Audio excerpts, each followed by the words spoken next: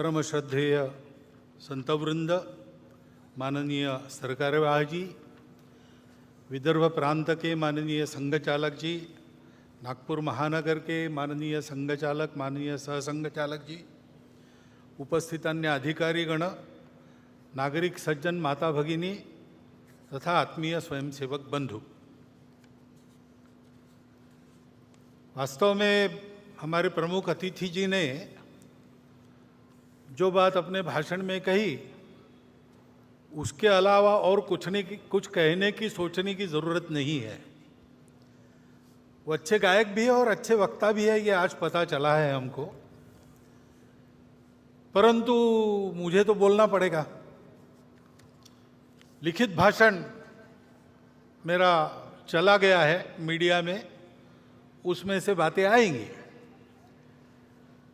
परंतु कुछ बातें आपके सामने यहाँ से रखना ये आवश्यक हो जाता है, इसलिए मैं रख रहा हूँ। ये बात सही है और हम सब उसका अनुभव कर रहे हैं कि प्रतिवर्ष भारतीयों का गौरव दुनिया में बढ़ रहा है। दानवता पर मानवता की पूर्ण विजय का ये जो विजय पर्व अपना विजयादशमी है, इस वर्ष की विजयादशमी में भी हम ये अनुभव कर रहे हैं। ऐसा अनुभव देने वाले कई प्रसंग हमने अभी अभी अनुभूति में हमारे लाए हैं। जैसे G20 की परिषद यहाँ पर हुई, वो तो प्रतिवर्ष होती है, लेकिन यहाँ पर हुई उसके एक विशेषता रही। उस परिषद में हमारे भारतीयों के आतिथ्य की बड़ी प्रशंसा हुई, उसका पहली बार उन्होंने अनुभव किया। हमारे विविधता की सजी संस्कृति का गौरव उन्होंने अनुभव किया। केवल भूतकाल की बात नहीं, हमारी वर्तमान की जो उमंग भरी उड़ान है, उसको भी उन्होंने प्रत्यक्ष देखा, दुनिया भर के देशों के लोगों ने। और हमारे मन की जो सद्भावना है, प्रामाणिक सद्भावना है, अफ्रीकन यूनियन को सदस्य बनाने में पहले ही दिन परिषद का घोषणा पत्र एक मत से कराने में, और हमारी राजनयिक कुशलता भी उन्होंने देखी, हमारी प्रामाणिक सद्भावना भी उन्होंने देखी। विशेषकर आर्थिक विषयों पर केंद्रित जो परिषद होती थी, उसमें पहली बार वसुधैव कुटुंबकम की बात कही गई। महिलाओं के उन्नति की, महिलाओं के नेतृत्व की बात कही गई, और वो मानव केंद्रित बात हो गई। उसमें करुणा के ग्लोबलाइजेशन की बात भी यहां जो C20 हुआ था वहां रखी गई थी। ऐसा एक प्रसंग हमको एक झलक देके गया कि हमारा स्थान आज दुनिया में क्या बना है। हमारे नेतृत्व के कारण भारत का एक विशिष्ट स्थान दुनिया के अग्रणी देशों में बन गया। इसको हमने अनुभव किया। ऐसा अभिनंदनीय कार्य हमारे सामने हुआ है। और केवल उसी इसमें नहीं, हमारे खिलाड़ी भी इस बार आशियाई खेल हुए। 100 से अधिक, इस भाषण को लिखते तक 107 पदक, 28 स्वर्ण, रौप्य पदक 38 और 41 कांस्य हमारे खिलाड़ियों ने जीते। हमारा देश सब क्षेत्रों में आगे बढ़ रहा है, ये हम देख रहे हैं। आर्थिक स्थिति भी हमारी, हम 5वें नंबर पर 10वें से ऊपर उठकर आ गए इकोनॉमी। डिजिटल टेक्नोलॉजी का हमने उपयोग किया गरीबों के कल्याण में, सारी योजनाएं नीचे तक पहुंची, उसके लाभ, ये सारी बातें हमने की। स्टार्टअप्स की क्रांति जैसे हो गई सभी क्षेत्रों में, केवल टेक्नोलॉजी में नहीं, कृषि हो, स्पेस हो, डिफेंस हो, सर्वत्र ये प्रगति भी हमने देखी है और इसलिए हमको बड़ा आनंद लगता है कि हाँ आगे बढ़ रहे हैं। और केवल भौतिक बातों में नहीं, राष्ट्र का पुरुषार्थ उस राष्ट्र की अपनी धरोहर के आधार पर अपने वैश्विक प्रयोजन के सिद्ध करने वाले आदर्शों के आधार पर होती है। उनको हम देखते, उनका अनुकरण करते, तब आगे बढ़ते। हमारे संविधान के पृष्ठ पर जिनका चित्र है वो हमारे राष्ट्रीय आदर्श भगवान राम, उनके बाल स्वरूप का रामलला का मंदिर अयोध्या में बनने जा रहा है। अपने मंदिर में रामलला प्रवेश करने वाले हैं 22 जनवरी को। यह प्रसंग हम देखने वाले हैं। उसमें सब लोग तो आ नहीं सकेंगे, सुरक्षा की बात रहेगी, वहां के व्यवस्थाओं की बात रहेगी। धीरे धीरे बाद में जाएंगे अपनी अपनी सुविधा से। परंतु उस दिन अपने सारे देश में हम अपने अपने जगह अपने छोटे छोटे मंदिरों में ऐसा वातावरण बना सकते हैं। भगवान राम धर्म की मर्यादा के प्रतीक है। समाज में सब लोगों को अपनाने वाले भगवान राम थे। भगवान राम करुणा के प्रतीक है। इन सब बातों को ध्यान में रखते हुए ऐसा आत्मीयता का, सर्वसमावेशकता का, समरसता का, प्रेम का, स्नेह का वातावरण, धार्मिकता का वातावरण सर्व देश में बने, ऐसे छोटे छोटे कार्यक्रम अपने जगह पर तो हम कर ही सकते हैं। परंतु ये सारे प्रसंग भारत का एक अमृत काल देखने का सौभाग्य हम सबको मिला है और इसलिए शताब्दियों की संकट परंपरा को पार हमने किया है और हम आगे बढ़ रहे हैं, ऐसा ध्यान में आता है। हमने सदाचार अहिंसा की शिक्षा देने वाले भगवान महावीर जी का 2550वां वर्ष हम संपन्न कर रहे हैं। हिंदवी स्वराज्य के संस्थापक छत्रपति शिवाजी महाराज, इनका 350वां वर्ष हम संपन्न कर रहे। महर्षि दयानंद सरस्वती, जिन्होंने अंग्रेजों के गुलामी से मुक्त होने के लिए, योग्य बनने के लिए हमको फिर से अपने मूल की ओर खींचा और उसकी स्पष्ट और यथार्थ कल्पना दी। रूढ़ी कुरीतियों को बाजू रखकर वास्तविक अर्थ क्या है वो बताया। उनका 200वां वर्ष हम संपन्न कर रहे। ऐसे ही रानी दुर्गावती, भारतीय महिलाओं की शक्ति, उद्यम, साहस, धैर्य, बुद्धि, शक्ति, पराक्रम, प्रशासकीय कुशलता, प्रजाहित दक्षता, इसका परिचय देने वाली, उनका 500वां वर्ष। और साथ साथ भक्ति का परिचय देने वाली संत मीराबाई, इनका 550वां वर्ष। ये अभी हम संपन्न करने वाले हैं, आगे उनका वर्ष है। ऐसे ही अपने राजनीतिक प्रशासन की कुशलता के साथ साथ, प्रजाहित दक्षता के साथ साथ, जो अपने जीवन को सामाजिक विषमता के निर्मूलन के लिए लगा चुके, ऐसे कोल्हापुर के छत्रपति शाहू महाराज का, उनका भी 150वां जयंती वर्ष हम मना रहे। अभी अभी हमने संपन्न किया, तमिलनाडु में एक संत हो गए, वल्ललार जी, श्री रामलिंगम वल्ललार जी। उन्होंने अपने जवानी से ही स्वतंत्रता की अलग समाज में जगाना प्रारंभ किया। उन्होंने कहा कि हमारे देश में जो दरिद्रता दिख रही, भूखे लोग दिख रहे, वो अंग्रेजों के गुलामी के प्रतीक है और उसका उपाय मैं करूंगा। तो उन्होंने पहले अन्नदान प्रारंभ किया। उस समय तमिलनाडु में जो चूल्हा उन्होंने अन्नदान के लिए जलाया, वो आज भी जल रहा है और वहां अन्नदान कार्यक्रम चल रहा है। आध्यात्मिक सांस्कृतिक जागृति के आधार पर सामाजिक समता और स्वतंत्रता का संदेश देने वाले वल्ललार जी की भी 200वां वर्ष अभी संपन्न हुआ, अक्टूबर में पूरा किया। इन सब महापुरुषों के द्वारा हमको ये संदेश मिलते हैं सामाजिक समरसता के, स्व के गौरव के, अपने परंपरा के, दुनिया को देने के लिए हमारे पास क्या क्या है उसके।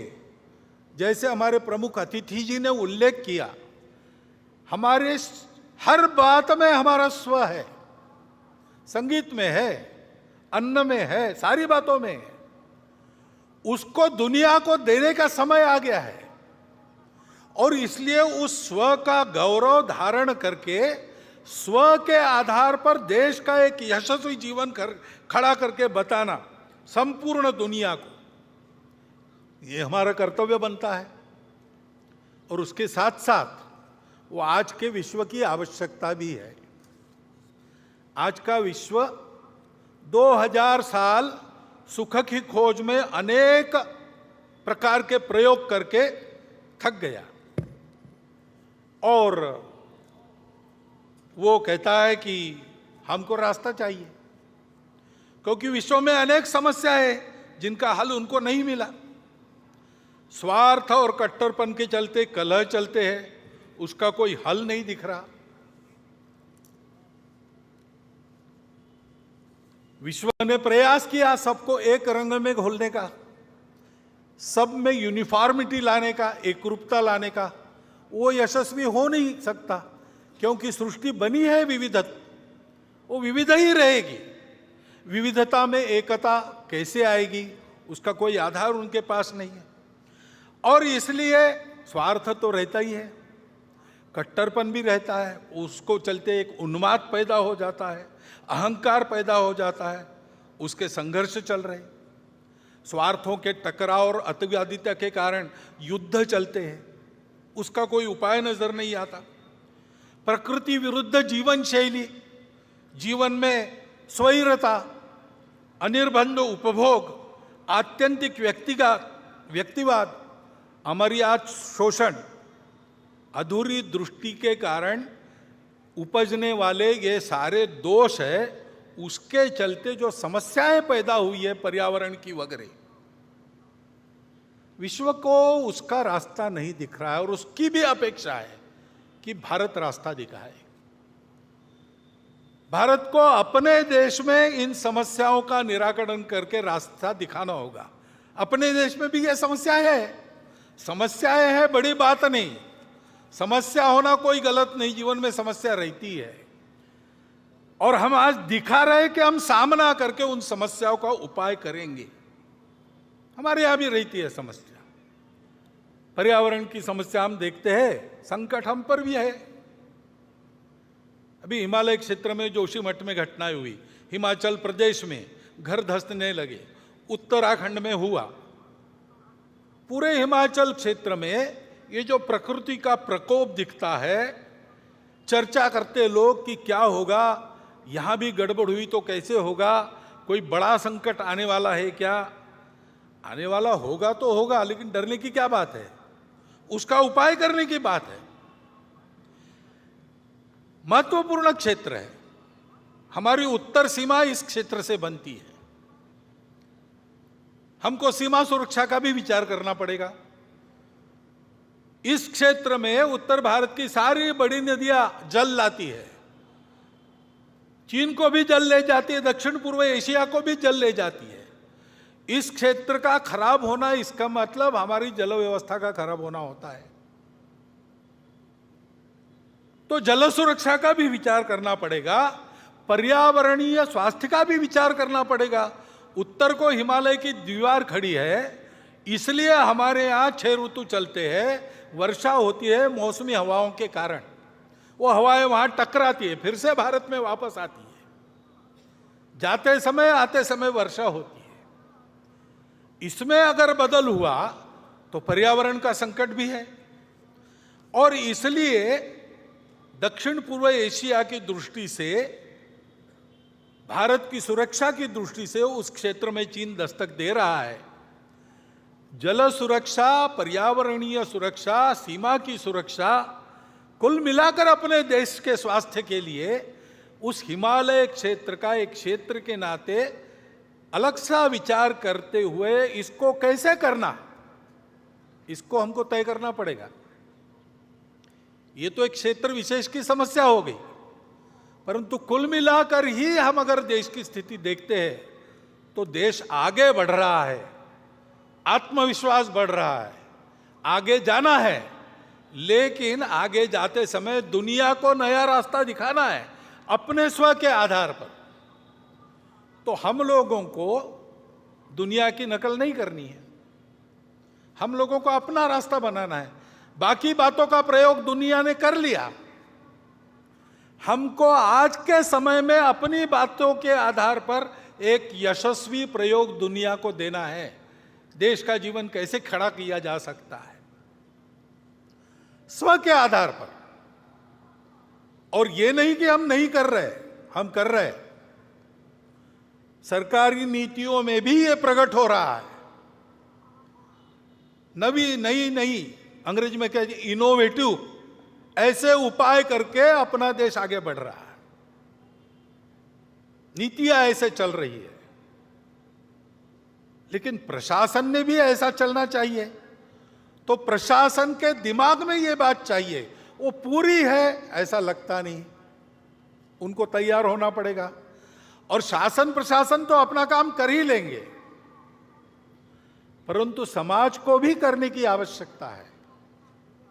समाज को भी अपने स्व का पूर्ण ज्ञान होना चाहिए। ये समझ में आना चाहिए कि हमारी सब बातों में हमारा स्व है, इसलिए हमारी कौन सी बातें काल सुसंगत है उनको रखना चाहिए। कौन सी ऐसी बातें दुनिया में चल रही जिससे हमको सीखना है, उसको हमको लेना है, परंतु देशानुकूल बनाकर लेना है। और कौन सी ऐसी बातें हैं जो हमारी अपनी है, वो समयानुकूल है कि नहीं, काल सुसंगत है कि नहीं, ये देखते हुए उनमें आवश्यक परिवर्तन करते हुए, जो काल बाह्य हो गई उनको छोड़ते हुए हमको भी अपने आचरण को बदलकर आगे चलना चाहिए। क्योंकि संपूर्ण देश को आगे बढ़ना है तो शासन की स्व आधारित युगानुकूल नीति बन रही है, धीरे धीरे ही बनेगी। गलत नीति पर पोथी निष्ठता के कारण या भ्रामक कल्पनाओं के कारण इतना आगे चले गए थे, एकदम अबाउट टर्न नहीं हो सकता। ऐसे हम गए, अब धीरे धीरे मुड़ रहे हैं, वो काम होगा, परंतु उसके साथ साथ हमको प्रशासन की तत्पर सुसंगत लोकाभिमुख कृति चाहिए। और हमारे लिए सबसे महत्वपूर्ण है समाज का मन वचन कर्म से सहयोग और समर्थन। इससे देश की स्थिति में परिवर्तन आएगा। आज की हालत में अपने मूल्यों पर हम खड़े होकर अगर परिवर्तन लाते हैं तो उससे दुनिया को नया रास्ता मिल जाएगा। अब ये हम करने लगे, लेकिन थोड़ा और एक बात का भी ध्यान रखना पड़ेगा। दुनिया में कुछ लोग हैं, भारत में भी कुछ लोग हैं जो नहीं चाहते कि भारत खड़ा हो, और इसलिए समाज में कैसे विभेद पैदा करना, समाज की सामूहिकता जो निर्माण हुई उसको कैसे तोड़ना, अलगाव और टकराव कैसे पैदा करना, ऐसा वो प्रयास करते हैं। अपनी असावधानी के कारण, अपने अविवेक और परस्पर अविश्वास के कारण हम भी कभी कभी उसमें फंस जाते और अप्रत्याशित उपद्रव खड़े हो जाते। क्योंकि भारत का उत्थान होगा तो कलह मिटेंगे, भारत का उत्थान होगा तो दुख जाएगा, शोषण जाएगा। इनके आधार पर अपने स्वार्थ का धंधा करने वाली दुनिया की और अंदर की जो ताकतें हैं, भारत बड़ा होने से उन पर मर्यादा आएगी, वो अपने खेल नहीं खेल सकेंगे। इसलिए इनका निरंतर विरोध चलता है। विरोध करने के लिए किसी विचारधारा का आवरण ये लोग ओढ़ लेते हैं, बड़ी चिकनी चुपड़ी बातें करते हैं, कोई बड़ा उद्देश्य, मन लुभावन उद्देश्य ऐसा घोषित करते कि हम इसके लिए काम कर रहे हैं, लेकिन उनका उद्देश्य दूसरा ही रहता है, अपना उल्लू सीधा करने का रहता है। और कोई भी हो, किसी भी विचारधारा का हो, वो खाटी संघ वाला हो या कम्युनिस्ट हो, अगर वो प्रामाणिक है, निस्वार्थ बुद्धि से काम कर रहा है, तो उनके लिए वो बाधा ही बनता है। ये जानकर ऐसे सब लोगों का वो विरोध करते हैं। अभी एक नया नाम उनका चलता है दुनिया में, कल्चरल मार्क्सिस्ट या वोक, यानी जगे हुए, वोकिज्म, ऐसे शब्द चलते हैं। नाम तो मार्क्स का लेते हैं, लेकिन 1920 में ही उन्होंने समझा कि मार्क्स ने जो भविष्यवाणी की वैसा होने वाला नहीं है, तो वैसा होने के नाम पर हमारे हाथ में पूरी दुनिया की पकड़ आ जाए, इसलिए तब से ही उन्होंने अपना उद्योग प्रारंभ किया है। इसलिए उसी समय उन्होंने मार्क्स की बातों को भुला दिया और आगे बढ़ रहे हैं। और आजकल वो जो कहते हैं और बोलते और बताते हैं, विश्व की सारी सुव्यवस्था का उनका विरोध है। विश्व में मांगल्य का, संस्कार का, संयम का उनका विरोध है। अनिर्बंध स्वैराचार का वो पुरस्कार करते हैं। ये पुरस्कार सहज हो जाए, जोर से हो जाए, इसलिए माध्यमों को और अकादमियों में अपना वर्चस्व स्थापित कर उनका उपयोग करते हैं। देश की शिक्षा को भ्रष्ट करते हैं, देश के संस्कार को भ्रष्ट करते हैं, राजनीति, सामाजिक वातावरण, इन सब को भ्रम और भ्रष्टता का शिकार बनाते हैं। असत्य, विपर्यस्त और अतिरंजित वृत्त के द्वारा ये भ्रम और द्वेष फैलाना, भय फैलाना आसान हो जाता है। उसके चलते जो झगड़े बनते हैं, उन झगड़ों में उलझाकर समाज को अपनी पकड़ में लाना, अपनी अधिसत्ता में फांसना, ये वो करते हैं। किसी भी राष्ट्र की जनता में ऐसी अनास्था, दिग्भ्रम, परस्पर द्वेष उत्पन्न करने वाली ये जो प्रणाली है ना, अपने यहाँ चाणक्य नीति में उसका नाम है मंत्र विप्लव। विष से एक आदमी मरता है, बाणों से एक को ही मार सकते हैं, लेकिन मंत्र विप्लव से प्रजा सहित राजा का नाश होता है, ऐसी उक्ति है। ये इन लोगों से हमको ध्यान रखना पड़ेगा, बचना पड़ेगा। राजनीतिक स्वार्थों के लिए अपने प्रतिस्पर्धी को पराजित करने की जो उद्योग चलते हैं, उसमें इन शक्तियों के साथ गठबंधन करने का अविवेक भी चलता है। यह अपेक्षित नहीं है, लेकिन होता है। और समाज में अगर आत्मविस्मृति है, समाज में अगर अनेक प्रकार के भेद है, आपस में लड़ाई है, स्वार्थों की प्रतिस्पर्धा है, ईर्ष्या है, द्वेष है, तो फिर उनका काम आसान हो जाता है। और इसलिए इन आसुरी शक्ति को बल न बढ़े, ऐसा हमको देखना है। हम इधर उधर की घटनाएं देखते हैं तो ये सहज बात ध्यान में आती है कि ऐसा कुछ है। अभी मणिपुर की परिस्थिति को लेके अभी शांत हो रही है, लेकिन ये आपस में झगड़ा कैसे हुआ? बहुत वर्षों से वहां मणिपुरी मैतेई और मणिपुरी कुकी वो साथ में रहते हैं, अचानक कैसे झगड़ा हुआ? सीमा लगत क्षेत्र है वो भारत का, वहां पर ऐसा होना, वहां पर अलगाव की बातें खड़ी होना, वहां पर ऐसे आपस में झगड़े होना, इससे किसका फायदा है? बाहर की शक्तियों का भी फायदा है। बाहरी लोग थे क्या करने वाले? मजबूत सरकार है और तत्पर भी है। स्वयं गृह मंत्री वहां जाकर बैठे 3 दिन, और मिनिस्टर जाके वहां 15-15 दिन रहे, सारा प्रयास किया। वहां की सरकार चाहती नहीं, देश की सरकार प्रतिबद्ध है। ऐसे होकर भी चलता रहा, क्योंकि शांति का प्रयास होता है और सफल हो रहा, ऐसा देखते देखते ही कोई हादसा करवा दो, तो फिर से दूरी बढ़ती है, फिर से द्वेष बढ़ता है। ये करने वालों के पीछे कौन थे? ये गुस्सा भड़काने वाले लोग कौन थे? ये हम देखते हैं तो ध्यान में आता है कि इसमें ये हो नहीं रहा है, ये कराया जा रहा है, और इसलिए बहुत काम करना पड़ेगा, बहुआयामात्मक काम करना पड़ेगा। वहां लोगों के मन टूट गए। केवल शांति का प्रश्न नहीं, अब समाज को जोड़ने का भी प्रश्न है। संघ के स्वयंसेवक पहले से अंत तक वही करते रहे, आज भी कर रहे हैं। सबकी सेवा कर रहे हैं, समदृष्टि से सबको देख रहे हैं, सबके पास जा रहे हैं, सबसे बात कर रहे हैं शांति रखने की। और ऐसी परिस्थिति में भी समाज में टूटन पैदा न हो, इसके लिए उस परिस्थिति में भी अपनी जान हथेली पर रखकर काम कर रहे हैं। स्वयं को उस उकसावे में, उस भड़काने वाली परिस्थिति में दिमाग पर बर्फ रखकर उन्होंने काम किया है। हमको उन स्वयंसेवकों पर गर्व है, जैसा काम उन्होंने मणिपुर में किया।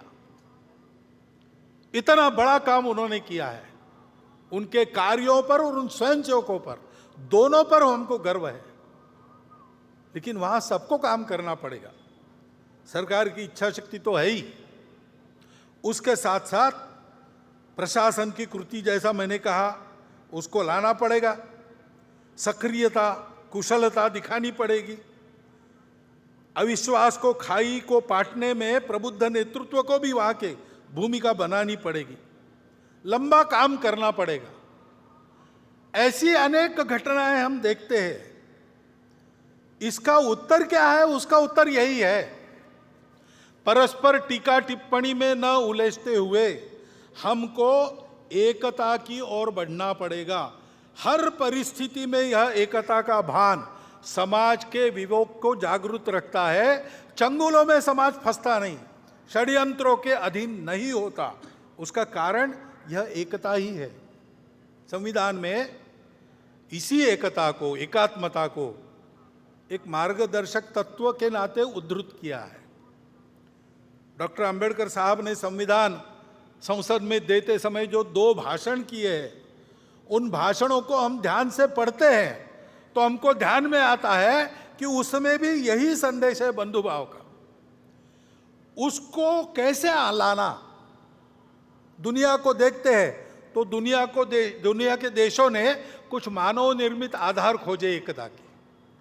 कहीं पर एक रिलीजन आधार बना, कहीं पर एक भाषा आधार बनी, कहीं पर समान आर्थिक हित आधार बने, जिसके आधार पर और उन्होंने एकता लाई। लेकिन ध्यान में आता है कि ये आधार टिकाऊ नहीं है, और वो देश, उसमें बहुत ज्यादा विविधता नहीं है।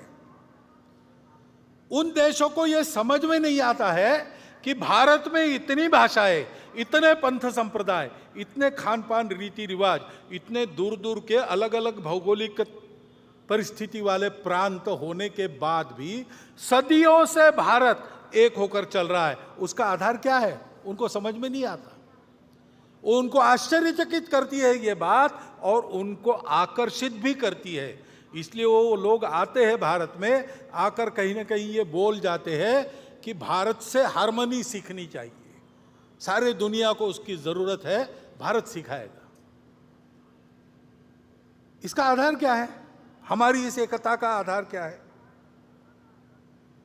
हमारी एकता का आधार है हमारी सर्वसमावेशक संस्कृति, जो किसी को पराया नहीं मानती, विविधताओं को वो अलगाव नहीं मानती, विविधता को वो श्रृंगार मानती है, उसका उत्सव करती है, उसका स्वीकार करती है। यह हमारी सर्वसमावेशक संस्कृति हम सबको जोड़ती है, और केवल जोड़ती नहीं है, हमको सिखाती है तुम अकेले नहीं हो, तुम्हारा कुटुंब है। तुम्हारा कुटुंब अकेला नहीं, तुम्हारा गांव है। तुम्हारा गांव अकेला नहीं, तुम्हारा जनपद है। ऐसा करते करते जनपद से देश, देश से राष्ट्र, राष्ट्र से अंतर्राष्ट्रीयता, वसुधैव कुटुंबकम तक विश्व के साथ एकात्मता, जड़ चेतन सारा विश्व, हे विश्वची माझे घर, ये सिखाती है। ये सिखाने वाली हमारी संस्कृति हमको एक करने वाली है, वैसी बनी। इसका कारण क्या है? हमारे पूर्वजों ने ये प्रत्यक्ष देखा, ये थियरी नहीं है, थियरी के आधार पर प्रयोग नहीं किया, उन्होंने प्रत्यक्ष अनुभूति की, सारा विश्व एक है, एक से ही अनेक निकला है। इसलिए अनेकता का श्रृंगार के नाते स्वागत करो, स्वीकार करो, उत्सव करो, लेकिन हमेशा उसके अंदर जो एकता है उस पर अपने कदम पक्के रखो। इस सत्य के साक्षात्कार के आधार पर उन्होंने और 3 मूल्यों को आगे बढ़ाया। सत्य है, सब अपने हैं, क्योंकि सब एक से ही निकले हैं, और इसलिए परस्पर सद्भाव, करुणा, प्रेम होना चाहिए। ऐसा होने के लिए विकार आड़े आते हैं, स्वार्थ आड़े आता है, काम, क्रोध, लोभ, मोह, मद, मत्सर आड़े आते हैं। उसको दूर हटाओ, अंतर्बाह्य पवित्र हो जाओ, शुचिता, और जीवन में इसके लिए परिश्रम करो, तपस्या करो। तपस्या अपना केवल पेट भरे या मैं उपभोग करूं, इसके लिए नहीं है। जीवन है मेरे सुख से दूसरों का सुख बढ़े, दूसरों का सुख बढ़ाने के लिए मेरा सुख काम आ जाए। इस तपस्या का संदेश दिया। उन्होंने कहा कि ये जो 4 मूल्य है, इसकी चौखट में रहना, ये जो आचरण है, ये धर्म है, इसको धर्म कहते हैं। सत्य, करुणा, तपस और शुचिता। इस धर्म के आधार पर जो आचरण करना है वो तो बुद्धि से नहीं होता, वो आदत से होता है। और इसलिए आदत बनाने वाले संस्कार जिसमें है, ऐसी जीवन पद्धति दी, उससे हमारा स्वभाव बना। पीढ़ी दर पीढ़ी छोटी छोटी कृतियों में से उस आदत का हम अभ्यास करते हैं और एक स्वभाव वाले बनते हैं। वो हमारी संस्कृति है। उत्तर से दक्षिण, पूरब से पश्चिम, अखंड भारत में, जो अखंड भारत था, उसमें आज भी कहीं भी जाओ एक आपको रीति मिलेगी। दुकान में जाएंगे, आप कुछ खरीदेंगे तो ऊपर से मुट्ठी भर वैसे ही डाल देंगे। चावल खरीदा 1 किलो, 1 चिमटी और डाल देगा। आम खरीदे 100, 5 ऊपर मिल जाएंगे, उसका पैसा नहीं देना पड़ता। वो क्यों मिलता है? क्योंकि वो दुकानदार सोचता है गलती से मेरे से कम न चला जाए, मैंने कीमत ली है, मैं पूरा दूंगा। ये चलता है, केवल भारत में चलता है, अखंड भारत के क्षेत्र में। कहाँ है? किसी ग्रंथ में लिखा है? इस विषय को लेकर प्रवचन होते हैं? ये पीढ़ी दर पीढ़ी हर घर में, हर गांव में आदत लगाई गई, वो चल रही है। उससे हमारा ये स्वभाव बना है, ये हमारी संस्कृति है। ये संस्कृति ऐसी रहे, फलती फूलती रहे, इसलिए जिन लोगों ने अपना खून पसीना बहाया, इस संस्कृति का आचरण करने वाले समाज के संरक्षण के लिए बलिदान दिए, उद्यम किया, पराक्रम किया, वो सब महापुरुष हमारे आदर्श है। उनके व्यवहार का हम अनुकरण करते हैं। और ये सब ऐसे हुआ, उसका और एक कारण है, और सबसे महत्वपूर्ण कारण है, हमारी भारत माता सुजल सुफल मलयज शीतल थी, इसलिए हम समृद्ध थे। और तीनों ओर से पर्वतमालाएं, उस पूरे को पहले हिमालय कहा जाता था, और तीनों ओर से सागर।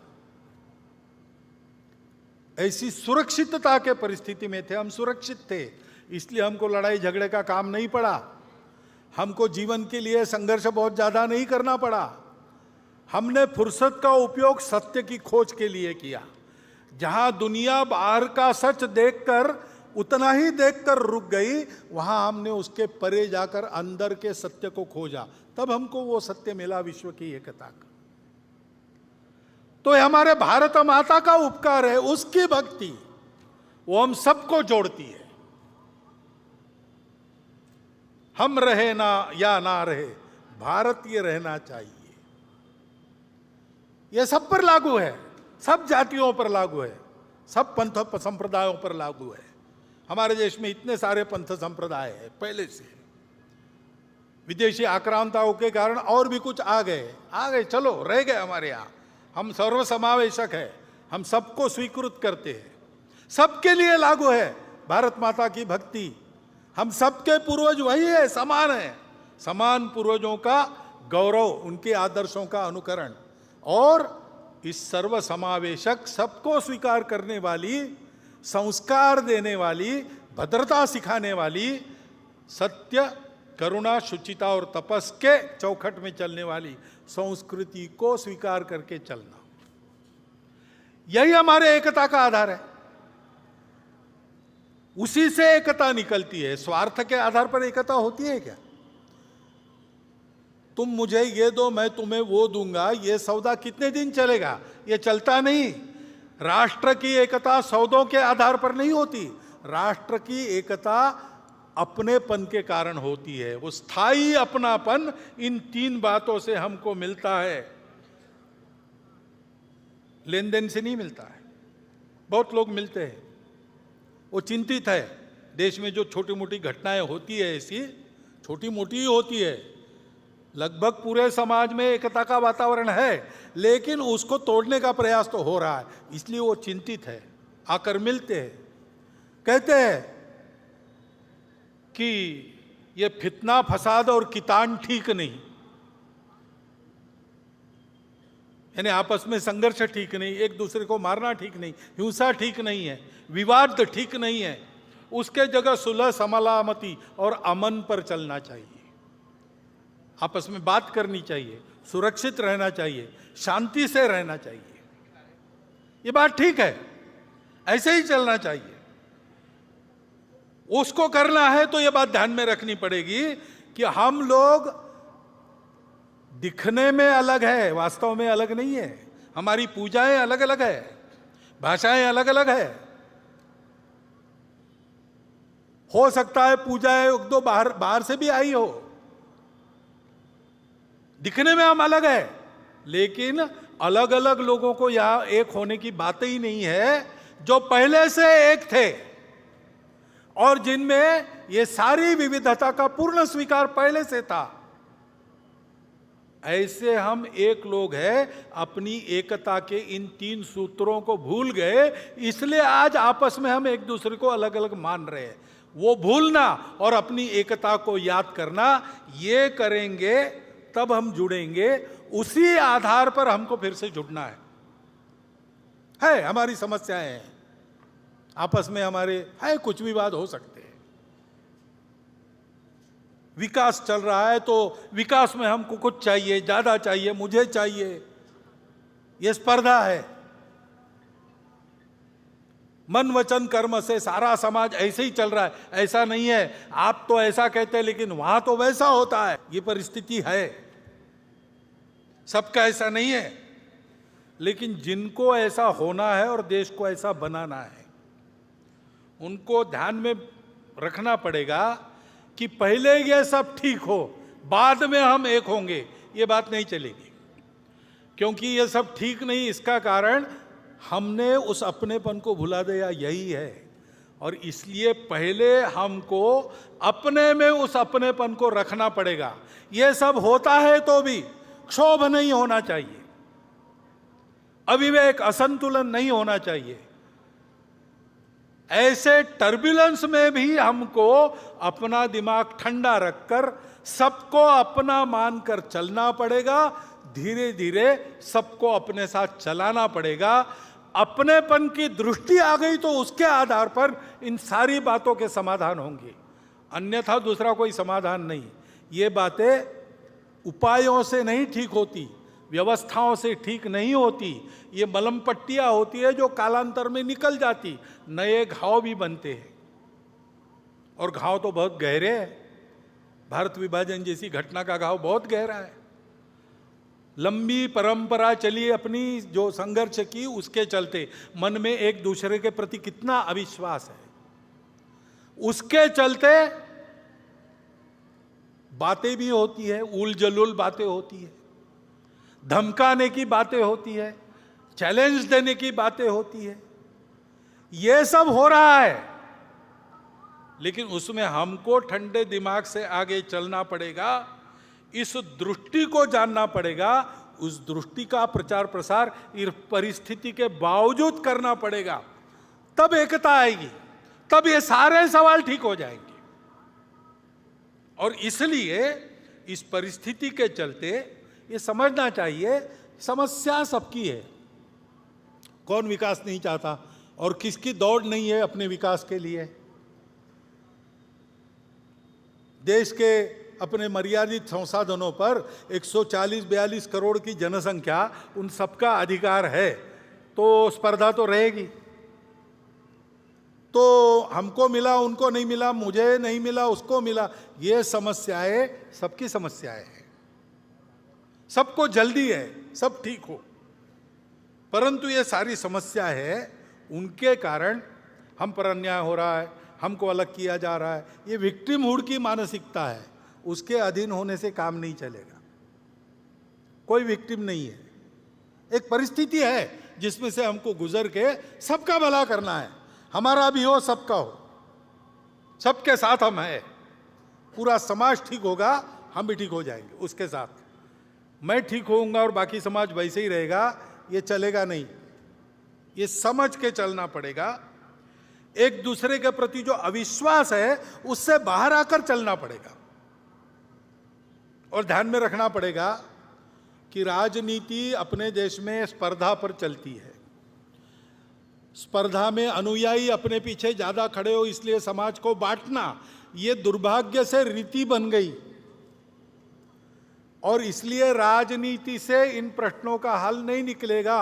राजनीतिक वर्चस्व कमाकर हम इसको ठीक करेंगे, ये बात बेकार है। हमारी लोकशाही है, प्रजातंत्र है, इसमें सब लोग समान हैं, कोई ऊपर नीचे नहीं है। उसकी पद्धति से ही हमको चलना पड़ेगा। परंतु समाज की एकता के लिए हमको राजनीति से अलग होकर सारे समाज का विचार करते हुए चलना पड़ेगा। ये नहीं मानना कि ऐसा करने में कोई हम शरण जा रहे किसी को। ये भी नहीं मानना कि लड़ाई चल रही थी, अब युद्धबंदी हो गई, सीज फायर हो गया, ऐसा नहीं है। ये किसी के स्वार्थ की, किसी पार्टी की पुकार नहीं है, अपनी इमेज ठीक करने का एक्सरसाइज नहीं है। ये अपनेपन की पुकार है। जिनको सुनाई देगी उनका भला होगा, जो फिर भी नहीं सुनेंगे उनका क्या होगा मुझे पता नहीं। अपनेपन की सुखा ये लेकर चलना पड़ेगा अपने को। फिर से मैं याद दिलाता हूं, डॉक्टर बाबा साहब आम्बेडकर के वो 2 भाषण पढ़िए, बार बार पढ़िए, पारायण करने लायक है। जैसे हम अपनी अपनी श्रद्धा के अनुसार किसी पवित्र ग्रंथों को पढ़ते हैं प्रतिवर्ष, हमारे संघ के स्वयंसेवक डॉक्टर साहब का चरित्र प्रतिवर्ष पढ़ते, वैसे डॉक्टर बाबा साहब आम्बेडकर के समग्र नहीं पढ़ सकते, कम से कम वो 2 भाषण प्रतिवर्ष पढ़ते रहिए, 15 अगस्त 26 जनवरी को। उसमें यही संदेश है। और ये काम एकाएक होने वाला नहीं है, लंबा प्रयास करना पड़ेगा। क्योंकि जैसा मैंने कहा कि घाव बहुत गहरे हैं, उनको भरने में समय लगेगा। वो घाव गहरे इसलिए क्या क्या अनुभव आते हैं। वाणी अविवेक तो दिख ही रहा है। यहां तक होता है कि मुझे किसी बस्ती में घर नहीं मिलता, मैं घर ढूंढने गया तो मुझे अपने बस्ती में ही जाना पड़ता है, दूसरे बस्ती में नहीं मिलता। एक ही देश के रहने वाले लोग इतने पराये हो गए, लेकिन ये अनुभव आते हैं। ये कटुता है समाज में, लेकिन हमको उससे अलिप्त रहना है। जिनको ये करना है, जो संपूर्ण समाज की एकता चाहते हैं, भारतवर्ष एक होकर परम वैभव संपन्न बने ऐसा चाहते हैं, जो वास्तविक हिंदुत्व के अभिमानी हैं, ऐसे सब लोगों को, जो ये चाहते हैं, उनको अपने जिह्वा पर संयम रखना पड़ेगा। झगड़े की भाषा अलग होती है, दोस्ती की भाषा अलग होती है। दोस्ती की भाषा शरणागति नहीं है, दोस्ती की भाषा दुर्बलता नहीं है, शक्ति संपन्न बनकर दोस्ती करना। शक्ति संपन्न जब अच्छे लोग बन जाते हैं तो उससे वो गुंडागर्दी नहीं करते। वो सबको शक्ति संपन्न बनाते हैं, दुर्बलों की रक्षा करते हैं। वो सबको अपना मानकर चलते हैं, समदृष्टि रहते हैं। शील की भी ताकत रहती है शारीरिक शक्ति के साथ साथ। वो शील हमको विद्या विनय संपन्नो ब्राह्मणो गवि अस्तिनी शुनिचैव स्वपाके च पंडिता समदर्शिना। पंडित यानी विद्वान यानी जानकार लोग सबको समान नजर से देखते हैं, ये बताता है। ऐसा हमको चलना पड़ेगा, सहन बहुत करना पड़ेगा, उकसावे में आना छोड़ देना पड़ेगा, अविश्वास छोड़ना पड़ेगा, अपने जबान पर लगाम लगाना पड़ेगा। किसी एक तरफ ये इशारा नहीं है, सभी तरफ है, सभी तरफ से होता है। सब जगह ऐसे लोग हैं जो ये समझते नहीं, या ऐसे लोग हैं जो ये होने देना नहीं चाहते। उनको छोड़ दो, उनको इग्नोर करो, अपने रास्ते पर बढ़ो, सबको जुटाओ। ऐसा चलना पड़ेगा तो फिर इस देश में इन घातक खेलों की माया में से बचकर हम लोग आगे बढ़ेंगे। ये बातें चलेगी, गुंडागर्दी होगी तो उसका तो इलाज एक ही है, संगठित बल संपन्न समाज, नागरिक अनुशासन, कानून सुव्यवस्था और संविधान का पालन करके चले। इस गुंडागर्दी के प्रतिकार में शासन प्रशासन का सहयोगी बन के चले, यही उसका उपाय है। इसलिए बल संपन्न संगठित समाज बनाने का काम संघ कर रहा है। सावधान रहना है, क्योंकि अब आने वाले दिन भी अब चुनाव के दिन है। अभी राज्यों की चुनाव है, आगे लोकसभा का है। चुनाव में तो खूब गाली गलौज चलेगी, प्रचार चलेगा लोगों को इधर से उधर लाने का। उसमें ये हथकंडे और बढ़ सकते हैं। जहां उद्देश्य नहीं वहां भी उद्देश्य चिपका कर बातें हो सकती है। ध्यान में रखना, चुनाव में मतदान करना हर नागरिक का कर्तव्य है, वो हम सब ने करना चाहिए। मतदान को छोड़ना नहीं चाहिए, वो हमारा राष्ट्रीय कर्तव्य है। नागरिक राष्ट्रीय कर्तव्य करे, इसलिए संघ के स्वयंसेवक काम करेंगे, परंतु वो ऐसी छोटी बातों के आधार पर नहीं करना है। उकसावे में भड़काऊ बातों से भड़ककर उकसावे में आकर नहीं करना है। ठंडे दिमाग से सोचिए कौन अच्छा है, किसने अच्छा काम किया है। सबका अनुभव अब भारत की जनता के पास है, सबका अनुभव ले लिया। अब इसमें कौन अवेलेबल बेस्ट, उसको देना। ऐसा हमको चलना पड़ेगा। मतदान के प्रचार के समय ये सारे हथकंडे फिर से अपनाए जाएंगे, उसकी आग में हमको पड़ना नहीं चाहिए। ये ध्यान रखकर हम आगे बढ़े। संघ ऐसे जाएगा। 1925 के बाद, 1925 को संघ शुरू हुआ, 2025 100 साल पूरे होते हैं। 26 तक वो हम शताब्दी का वर्ष, 100 साल पूरे होने बाद का वर्ष हम मनाएंगे। और इसलिए ऊपर निर्दिष्ट सभी बातों में संघ के स्वयंसेवक पहल करेंगे। संपूर्ण समाज में, आचरण में, उच्चारण में देश के प्रति अपनत्व, संपूर्ण देश के प्रति अपनत्व की भावना प्रकट हो। मंदिर, पानी, स्मशान में कई भेदभाव बाकी है तो वह समाप्त हो। परिवार के सभी सदस्यों में, कुटुंब के, नित्य मंगल संवाद, संस्कारित व्यवहार व संवेदनशीलता बनी रहे, बढ़ती रहे। उनके द्वारा समाज की सेवा होती रहे। सृष्टि के साथ संबंधों का आचरण अपने घर से पानी बचाकर, प्लास्टिक हटाकर और घर आंगन में और देश में हरियाली बढ़ाकर हो। स्वदेशी के आचरण से देश का भला होता है, देश आत्मनिर्भर होता है। आत्मनिर्भरता का कई प्रकार का प्रयास सरकार के द्वारा हो रहा है। समाज भी इसमें चले, स्वनिर्भर होना, स्वावलंबी होना, फिजूल खर्ची नहीं करना, देश में रोजगार बढ़ना और देश का पैसा देश के ही काम आना, ये स्वदेशी है। उस स्वदेशी का आचरण भी अपने घर से प्रारंभ होना चाहिए। कानून व्यवस्था और नागरिकता के नियमों का पालन हो। समाज में परस्पर सद्भाव और सहयोग की प्रवृत्ति सर्वत्र व्याप्त हो। इन सभी आचरणात्मक बातों का होना सब चाहते हैं, लेकिन छोटी छोटी बातों से प्रारंभ कर उनके अभ्यास के द्वारा इस आचरण को अपने स्वभाव में लाने का सतत प्रयास आवश्यक है। संघ के स्वयंसेवक प्रयास स्वयं करेंगे और समाज को भी उस प्रभाव में जोड़ेंगे।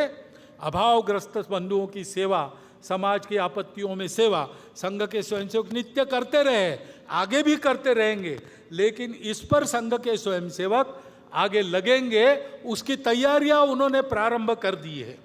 समाज हित में शासन सोचता है, प्रशासन और समाज शक्ति भी, समाज की सज्जन शक्ति भी कुछ करती है। उन सब में संघ के स्वयंसेवकों का योगदान रहेगा। समाज की एकता, सजगता और सभी दिशा में निस्वार्थ उद्यम, जनहितकारी शासन और जनोन्मुख प्रशासन स्व के अधिष्ठान पर खड़े होकर परस्पर सहयोग पूर्वक प्रयासरत रहते, तब राष्ट्र बल वैभव संपन्न बनता है। और ऐसा राष्ट्र ही अपनी संस्कृति पर सबको अपना कुटुंब मानने वाली, तमस से प्रकाश की ओर ले जाने वाली, असत से सत की ओर ले जाने वाली और मर्त्य जीवन की से अमृत जीवन की सार्थकता तक बढ़ाने वाली संस्कृति, हमारी संस्कृति जैसी है वैसी जब वो संस्कृति होती है, तब वह राष्ट्र विश्व का खोया हुआ संतुलन वापस लाते हुए विश्व को सुख शांतिमय नव जीवन का वरदान प्रदान करता है। ऐसा भारत हमको बनाना है। ऐसे भारत बनने का, हमारे राष्ट्र के नवोत्थान का दुनिया में यही प्रयोजन है। चक्रवर्तियों की संतान लेकर जगत गुरु का ज्ञान, बढ़े चले तो अरुण विहान, करने को आए अभिषेक, प्रश्न बहुत से उत्तर एक। भारत माता की जय।